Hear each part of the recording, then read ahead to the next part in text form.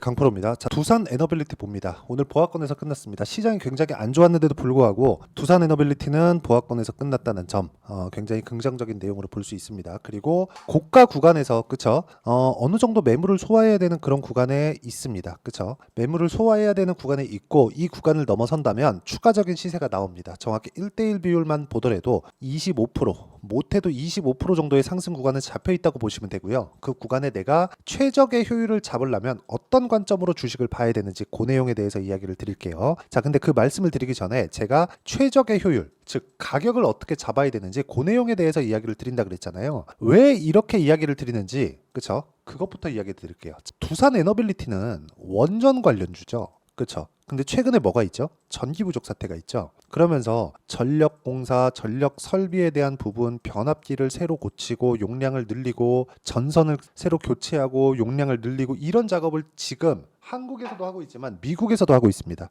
특히나 미국에서 더 전력 부족 사태에 대한 내용이 좀 심각해요. 근데 이런 상황이 왜 나오는지 아십니까? AI 때문에 그렇습니다. 그렇죠? 근데 전력 부족에 대한 이유는 전기차가 늘어난 부분도 있어요. 기존에는 전기차가 늘어난 부분만 있었다면 지금은 AI 시대가 왔기 때문에 여기서 GPU가 대거 투입되고 GPU는 전기를 원래부터 많이 먹습니다. 근데 이런 부분이 그렇죠? 집중돼서 전기를 사용하고 있는 거예요. 그러면 이쪽에 대한 용량을 늘려주는 게 맞겠죠. 근데 전기공사는 한 번 하면 30년, 40년씩 이렇게 가죠. 그러니까 새로운 사이클을 만난 겁니다. 원래는 기존의 설비로 사용이 가능했는데 지금은 안 된다는 거죠. 근데 지금 뭐라고 있어요? 친환경. 그렇죠. 두산 에너빌리티는 뭐예요? 원전이에요. 원전은 뭐예요? 탄소 배출이 없습니다. 근데 하나 문제가 있죠. 후처리. 후처리에 대한 내용만 해결이 되면 돼요. 그게 뭐예요?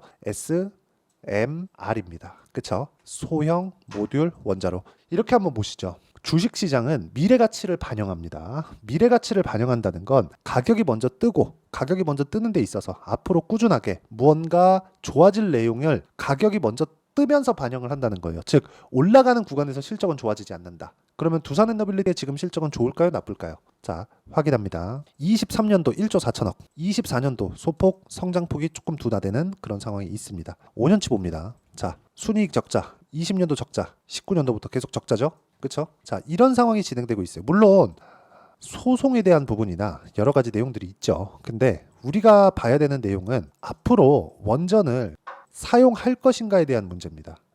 제 개인적으로 사용한다고 봅니다. 그리고 이 내용은 저만 이야기를 하는 게 아니라 저 같은 사람, 그죠? 이런 사람들 말고 테슬라 CEO 있죠. 일론 머스크도 AI 시대에 소비되는 전력을 감당하려면 원전 말고는 없다. 이렇게 이야기를 했습니다. 근데 사실 이게 맞아요. 그리고 무엇보다 원전은 사용할 수밖에 없는 게 뭐가 나옵니까? 한 가지 내용 때문에 그렇습니다. 원전은 사용할 수밖에 없는 게 탄소 배출을 없앱니다. 그렇기 때문에 그래요.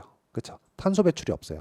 그러니까 유일하게 효율적인 에너지원이에요. 근데 위험했는데 그 위험을 소형 모듈 원자로로 잡은 겁니다. 이걸 기존에는 어디서 사용을 했느냐? 핵잠수함, 핵항모 여기서 사용을 하던 기술을 가지고 온 겁니다.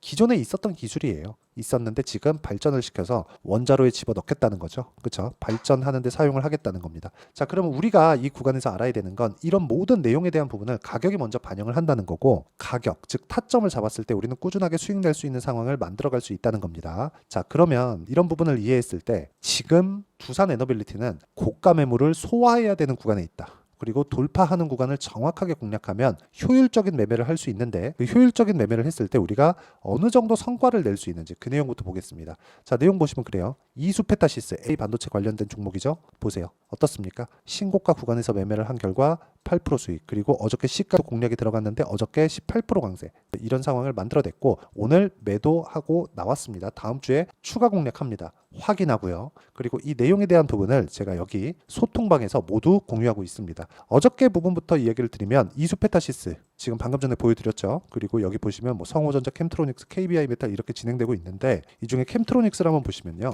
자, 내용 보시면 올라가는 구간, 즉 신고가를 정확하게 타격해서 공략한 결과 어저께 22% 급등하는 상황이 나왔고요. 오늘 4% 빠졌지만 보유했습니다.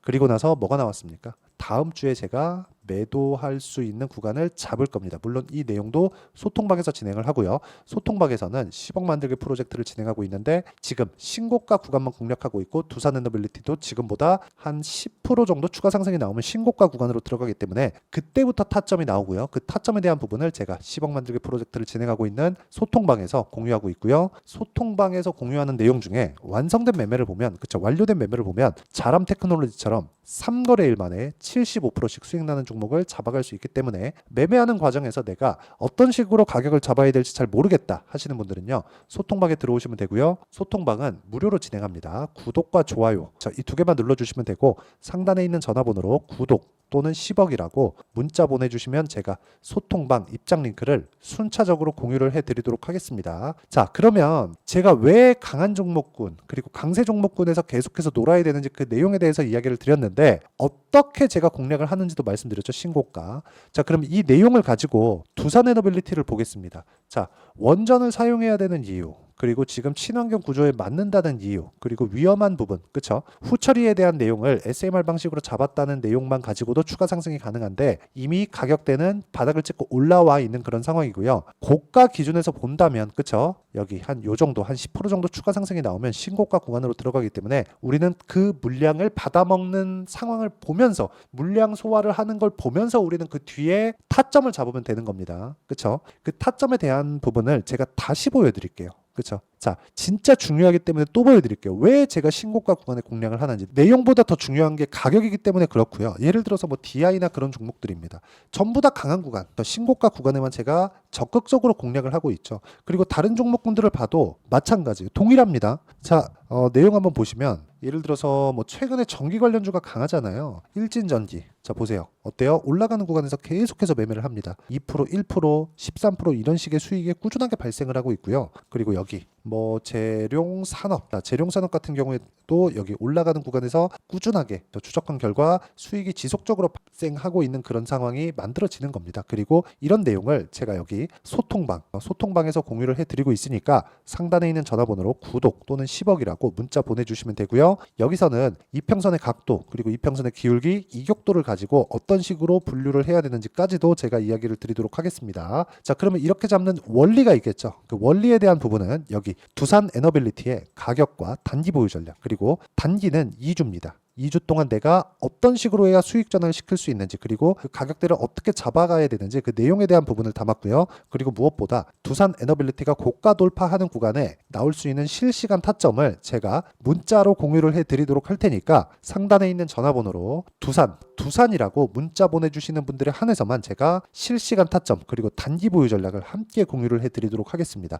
자, 내용 정리하면 그렇습니다. 두산에너빌리티는 10% 정도의 추가 상승이 나오면 신고가 들어간다. 이게 시세가 먼저 반영하는 주식시장의 원리상 첫 번째 구간에 들어왔다는 거고, 이 내용을 이해했을 때 나는 꾸준하게 수익을 낼 수 있다. 하지만 어떻게 분류하고 어떻게 판단을 해야 되는지, 가격대는 어떻게 잡아가야 되는지, 이 내용에 대한 부분까지도 제가 다 이해를 시켜드리도록 할 테니까 영상 끝까지 시청하시고요. 모든 분들이 성공 투자하셨으면 참 좋겠습니다. 자, 24년도가 돼서도 시장은 여전히 어렵습니다. 자, 근데 시장은 항상 어려울 거예요. 앞으로도 계속해서 어려워질 겁니다. 자, 근데 제가 매월 대시세 종목을 구독자분들에게 공개를 합니다. 자, 내용을 보면 12월 달에 실제 공개를 했었던 강프로의 대시세 종목에 대한 내용인데 대기업을 상대로 안정적인 매출 구조를 가지고 있고요. 그리고 현재 주요 거래처는 삼성전자, 인텔, 하이닉스, TSMC, 해외에 반도체 관련된 기업이라는 걸 알 수 있죠. 그만큼 1월 달에 제가 보고 있었던 종목은 반도체 관련주라는 걸 알 수 있습니다. 공개를 해드리면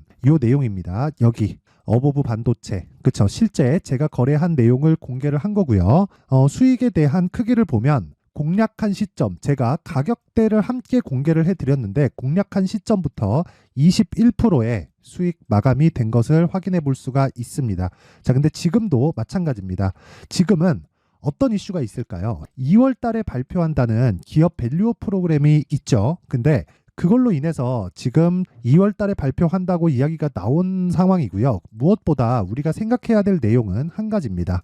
어떤 이슈나 그리고 어떤 뭐 상승할 수 있는 내용으로 인해서 주가가 올라가는 것은 맞죠. 하지만 가격이 먼저 반영한다는 걸 반드시 알고 있어야 되고, 그런 내용에 대한 파악이 되었을 때, 그쵸? 여기 어부부 반도체처럼 21%, 그쵸? 대략 3에서 4일 동안 20% 이상의 수익을 먹을 수 있고요. 그리고 여기 HLB 같은 종목처럼 대략 일주일이 채 되지 않는 기간 동안 30%의 수익을 낼 수 있습니다. 자, 그러면 답은 나왔어요. 재료에 대한 부분보다 중요한 게 가격이다. 자, 근데 지금 시장에 쏠려 있는 게 뭐죠? 2월 달에 발표하는 기업 밸류업 프로그램에 대한 내용이죠.